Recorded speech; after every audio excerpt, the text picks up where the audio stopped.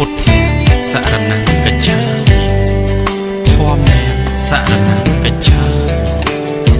សង្ឃេសរណង្កច្ឆាមិជីវិតអ្នកបួងស្វែងរកព្រះធម៌ជាផ្លូវដ៏ល្អប្រសើរថ្លៃថ្លាបុព្វដើមបីសងគុណមេដាបៃតា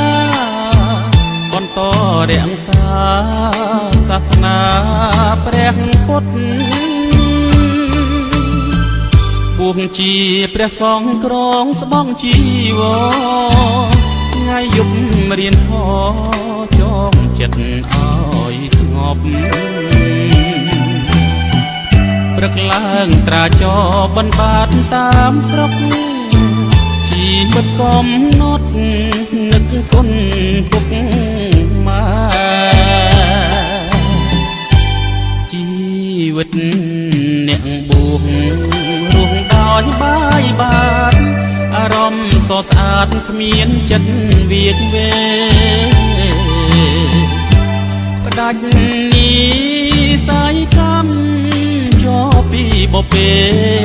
ព្រះធម៌បងវ៉ែតាមផ្លូវសាសនាបួងតាំងពីតូចរហូតដល់ធំ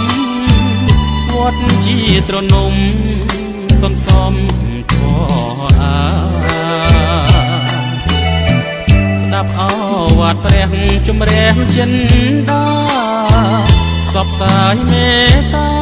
ស្វែងរកនិព្វាន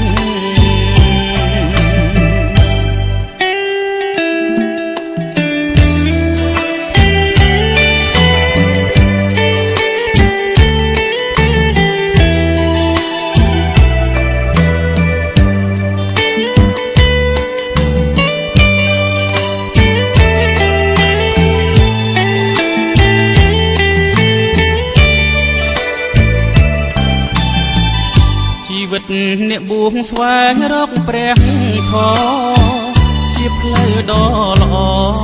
ប្រសើរថ្លៃថ្លាបួងដើមបីសងគុណមេដាបៃតាបន្តរក្សាសាសនាព្រះពុទ្ធបួងជាព្រះសង្ឃក្រងស្បង់ជីវរថ្ងៃយប់រៀនធម៌ចងចិត្តឲ្យស្ងប់ព្រឹកឡើងត្រាចរបិណ្ឌបាតតាមស្រុកជីវិតកំណត់នឹកគុណពុកម៉ែជីវិតអ្នកបួងរស់ដោយបាយបាតអារម្មណ៍សស្អាតគ្មានចិត្តវាចវេផ្ដាច់នី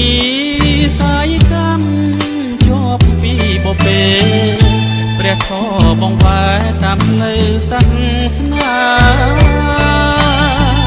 បួងតាំងពីតូចរហូតដល់ធំវត្តជាទ្រនំសន្សំ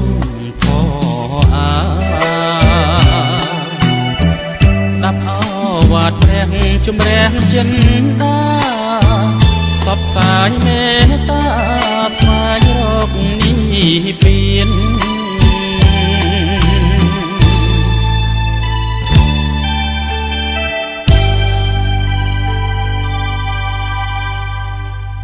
ជីវិតព្រះសង្ឃរស់ដោយបាយបាតណែយប់ថ្ងៃសង្វាតរៀនសូត្រធម៌ជីវិតព្រះសង្ឃរស់ដោយបាយបាតណែយប់ថ្ងៃ